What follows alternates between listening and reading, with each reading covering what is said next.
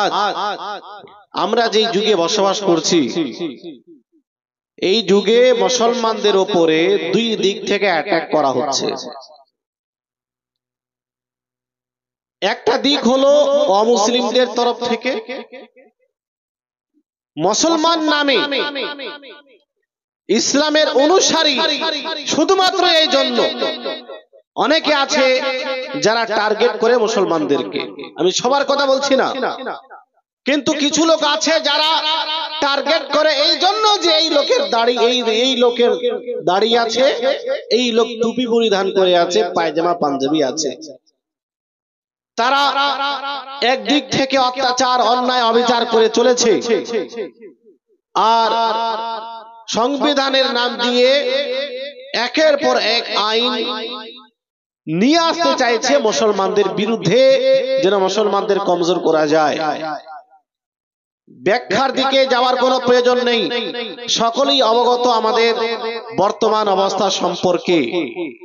আপনারা জানেন আমাদের খাজা হিন্দাল ওয়ালি হুজুর গরিব নওয়াজ রাদিয়াল্লাহু তাআলা, যিনি এই অখণ্ড ভারতবর্ষে এসে দ্বীন ইসলামের প্রচার প্রসার করেছেন, উনি তলোয়ারের মাধ্যমে ইসলামের প্রচার করেননি, নিজের গায়ের জোরে ইসলামের প্রচার প্রসার করেননি, নিজের শক্তি ব্যয় করে মানুষকে ধোঁকা দিয়ে ইসলামের প্রচার প্রসার করেননি, বরং নবী সাল্লাল্লাহু আলাইহি ওয়াসাল্লাম যেই তরিকা উনাকে দিয়েছিলেন, যেই পদ্ধতি উনাকে দিয়েছিলেন, নবী সাল্লাল্লাহু আলাইহি ওয়াসাল্লাম যেই সুন্নাত বুজুর্গানে দ্বীনকে দিয়ে গেছেন, ওই সুন্নতের উপরে আমল করে যখন প্র্যাকটিক্যালি একজন বান্দা নিজেকে আল্লাহর আশিক বানিয়েছে, নিজেকে আল্লাহর প্রেমিক বানিয়েছে, নবীর আশিক ও প্রেমিক বানিয়েছে, যখন সে নবীর সুন্নতের উপরে আমল করেছে, আপনার কি বলে আল্লাহ পাককে সন্তুষ্ট করেছে এবং সৎ ব্যবহার দেখিয়েছে, তো সৎ ব্যবহার দেখে, ন্যায় বিচার দেখে মানুষ বাধ্য হয়েছে ইসলাম ধর্ম কবুল করতে। গরিব নওয়াজ কোনদিন কারো গর্দানে তলোয়ার রেখে বলেননি যে তুমি কলমা পড়ো না হলে তোমাকে হত্যা করে দেব। এই রিওয়ায়াত, এই রকম ঘটনা এই অখণ্ড ভারতবর্ষে কোন বাপের বেটা দেখাতে পারবে না। সকলেই জানে যে হুজুর গরিব নওয়াজ নবী পাকের সুন্নতের মাধ্যমে ইসলামের প্রচার প্রসার করেছিলেন। আজ ওই গরিব নওয়াজের মতো একজন বিশ্ববিখ্যাত আল্লাহর ওলির মাজারে গিয়ে এরা অশান্তি ছড়ানোর চেষ্টা করছে, বিভিন্ন পন্থায় অবলম্বন করছে, যে এখানে আমার অমুক দেবী ছিল, আমাদের এখানে অমুক মূর্তি ছিল, এজন্য আমরা এটাকে কবজা করব।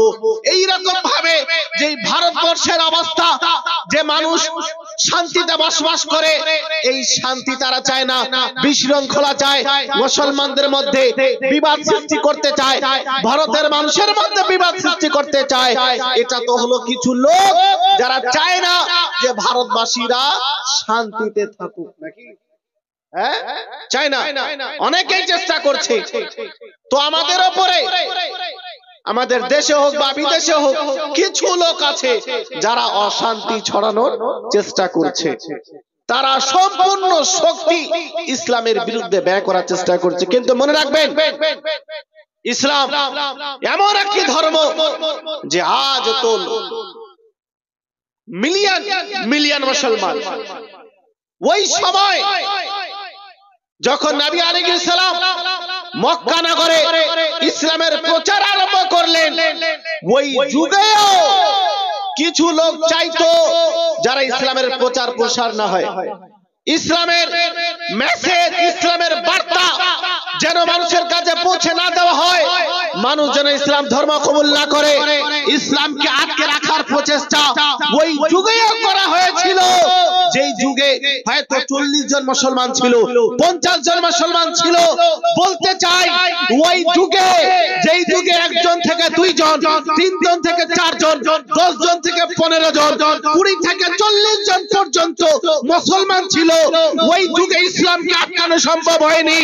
আজ তো লক্ষ নয়, কোটি কোটি মানুষ ইসলাম ধর্ম গ্রহণ করে কোরআনের উপরে আমল করছে, নবীর হাদিসের উপরে আমল করছে, নবীর সুন্নাতের উপরে আমল করছে, নিজের জীবন দেওয়ার জন্য প্রস্তুত হয়ে আছে।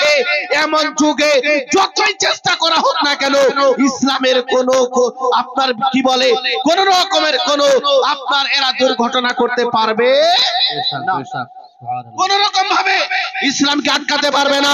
ইসলাম এমন একটি ধর্ম যেই ধর্মকে যত মানুষ আটকাতে চাইবে, যত বাধা দিতে চাইবে, আল্লাহ পাক সেই ধর্মের তত বেশি প্রচার করেন। বলেন সুবহানাল্লাহ। এজন্য আমাদের হিস্ট্রি দেখতে হবে যে মুসলমানদের ইতিহাস কি আর এদের হিস্ট্রি কি ছিল। কোনভাবেই বড় বড় অত্যাচার এসেছে, নমরুদের মতো লোক, ফেরাউনের মতো লোক ইসলামকে ধ্বংস করার চেষ্টা করেছে, মুসলমানদের ধ্বংস করার চেষ্টা করেছে, কিন্তু পারেনি। কেননা এটা হলো বাস্তব একটি ধর্ম। ইসলাম এমন একটি ধর্ম যেটা বাস্তবে একটি ধর্ম, যেই ধর্মকে আল্লাহ পাক পছন্দ করেন, সৃষ্টিকর্তা যেই ধর্মকে পছন্দ করেন, এর বিরুদ্ধে কেউ গেলে তাকে আটকাতে পারবে না।